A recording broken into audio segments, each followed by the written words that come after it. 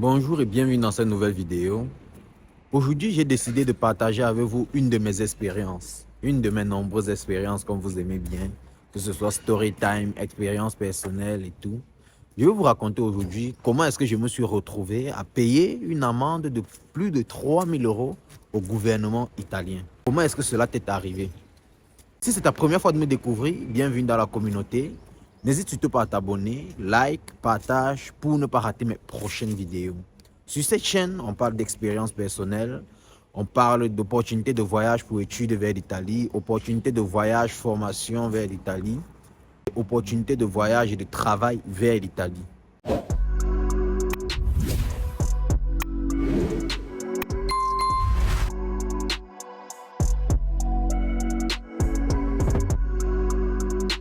Une fois de plus, bonjour et bienvenue sur cette chaîne. Comment est-ce que je me suis retrouvé à payer une amende de 3 000 € au gouvernement italien? Je, je vais recommencer vers le début, je vais structurer, comme ça personne ne va se perdre. J'arrive en Italie, j'arrive en Italie en 2019 pour étudier, bien évidemment pour étudier. Et comme tout jeune étudiant, l'envie de trouver, l'envie de trouver un travail, l'envie de me mouvoir à faire les choses de par moi-même, mais tellement difficile. 2019, je postule rien. 2020, je postule rien. Aucun travail, rien du tout. 2021 et tout ça, je postule rien. Donc, je passe ces années-là, je ne travaille pas, je ne fous strictement rien niveau travail. Et je décide de laisser les études. Quand je décide de laisser les études, je décide de me former, bien évidemment. Je me forme. La formation dure près d'un an. Une année aussi où j'avais appris énormément de choses. Je bougeais aussi beaucoup, je découvrais. Bon, c'était relativement bien, mais je dois préciser qu'avant ma formation, j'avais travaillé. J'avais travaillé dans les champs. Le premier champ, c'était la raccolta d'uva, la récolte du raisin. J'avais fait la récolte du raisin et puis je suis parti travailler dans un champ de tabac. Et c'est où j'avais eu l'argent pour faire ma formation. Quand je fais ma formation, un an, ça se passe bien. Je termine ma formation, je commence à travailler, je signe mon premier contrat.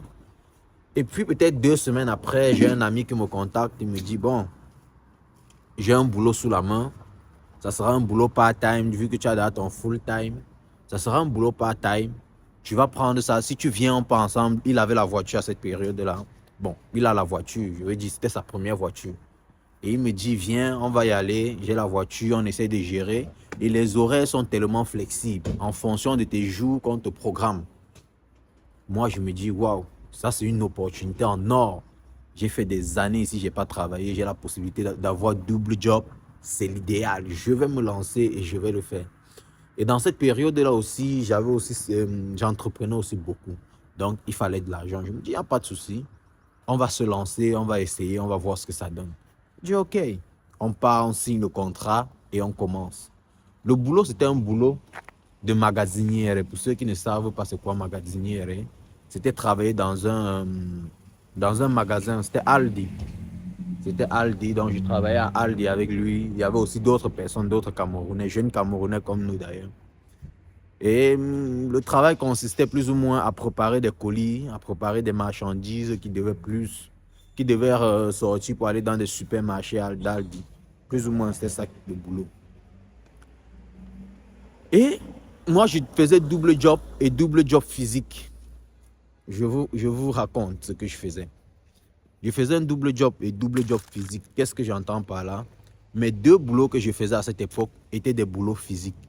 Donc, je me retrouvais parfois à ne même pas avoir du temps pour moi.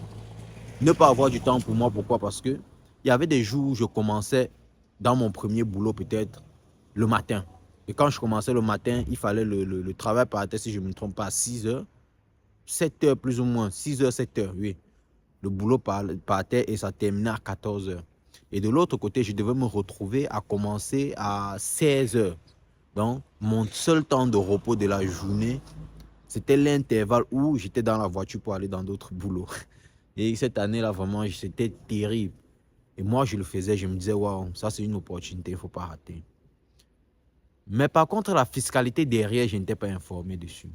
La fiscalité derrière, je n'étais pas informé. Et je travaille 1 mois, 2 mois, 3 mois, 4 mois, 6 mois.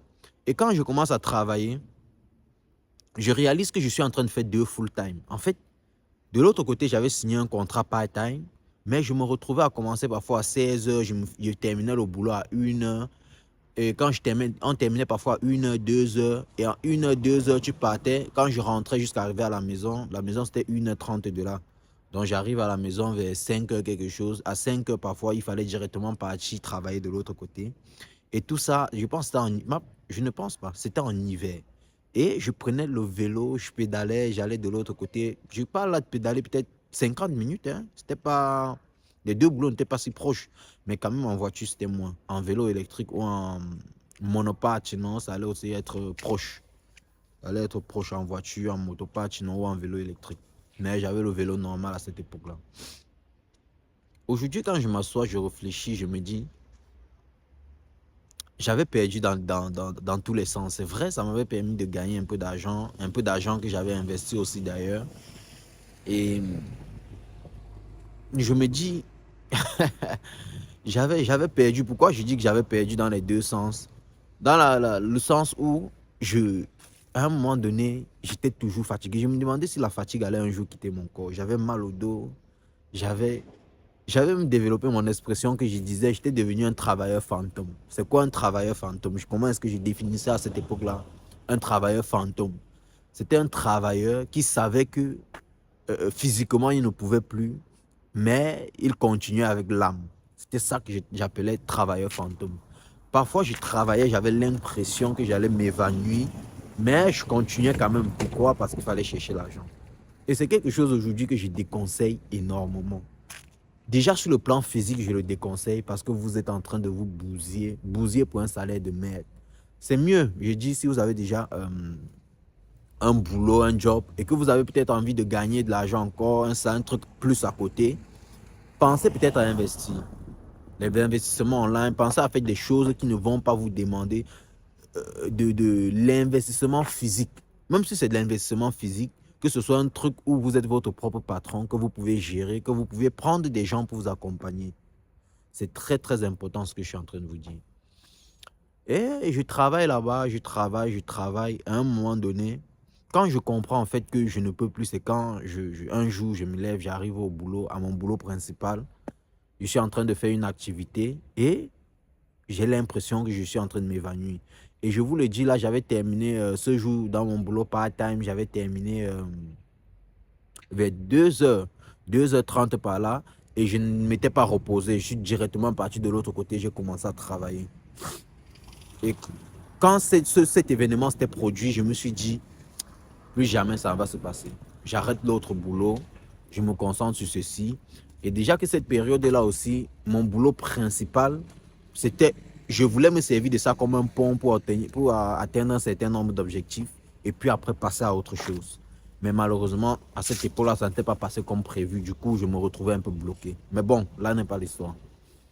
Et comment est-ce que je me retrouve finalement à payer presque, ou plus, même pas presque, plus de 3000 euros au gouvernement italien? Je termine cette année-là, je fais peut-être 6 mois de boulot. Après 6 mois de boulot, je décide d'arrêter. Et arrive la période où j'ai envie de faire mon ISEE.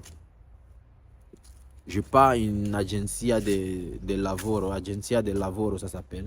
Centro dell'impiego, un truc comme ça. Je me souviens plus trop. En fait, je m'avais fait mon ISEE. Et j'arrive où on fait l'ISEE. La dame regarde mon ISEE. Elle me dit, mais est-ce que tu as fait le CT30 un jour? Je lui dis, j'ai jamais fait le CT30. Je ne sais même pas c'est quoi le CT30. Elle me donne un programme. Elle me dit, vu ton ISEE, il faut que tu fasses le CT30, sinon tu risques d'avoir une multe à la maison. Fais ton CT30. Je lui dis, ok, il n'y a pas de souci. Qu'est-ce qu'il faut pour faire le CT30? Elle regarde l'ISEE que j'avais en main. Elle me dit, il te manque tel ISEE. Va voir ton datore de lavoro. Récupère ces ISEE-là. Reviens, je te ferai un CT30. Je lui dis, ok, je m'en vais. Je prends mes ISEE. J'écris à mes ex-employeurs.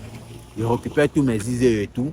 En fait, quand je parle de mes ex-employeurs, je parle aussi parce que je vous ai dit avant de faire la formation, j'avais dû travailler au champ pour pour avoir de l'argent et pouvoir payer, financer ma formation. Et quand je m'en vais, j'écris à ces personnes-là. Ils m'ont directement envoyé mes ISE, donc je n'avais pas eu de problème à ce niveau. Je suis parti donner à la dame pour qu'elle fasse ma part de CT30.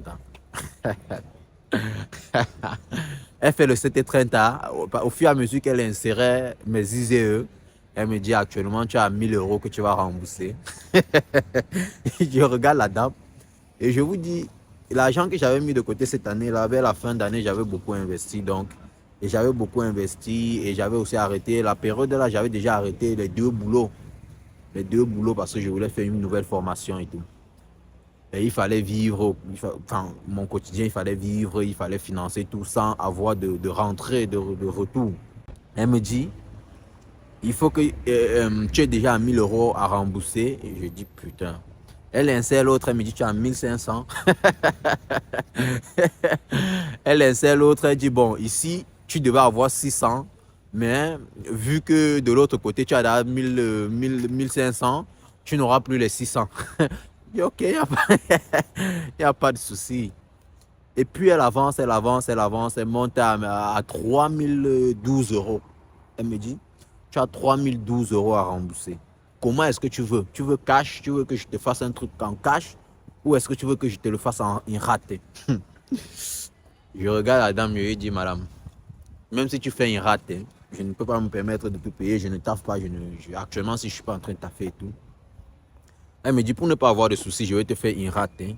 Et quand je te fais une raté, paye ce que tu peux. Mais il faut quand même payer quelque chose. Commence, paye ce que tu peux. Ce que tu ne peux pas l'année prochaine, ça va ressortir et tu vas pouvoir gérer quand tu vas trouver un boulot après ta formation. Je lui dis OK. Et c'est ainsi que je me retrouve à dépenser près de 3000 euros, pas près, plus de 3000 euros pour un boulot secondaire.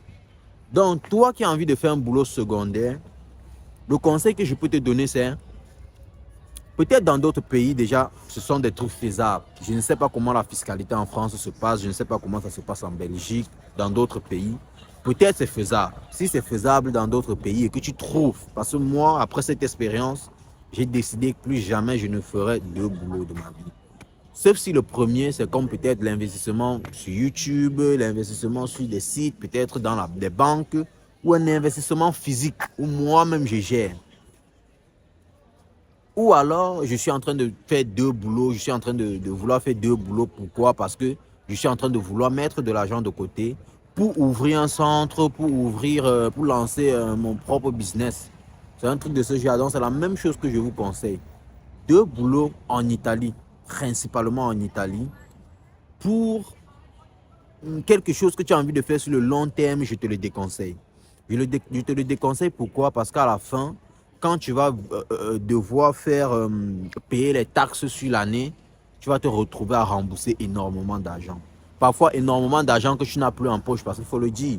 Quand l'argent rentre, généralement, on les utilise pour vivre au quotidien, on les utilise pour nos activités, on les utilise peut-être pour plein d'autres choses, pour résoudre nos problèmes plus ou moins.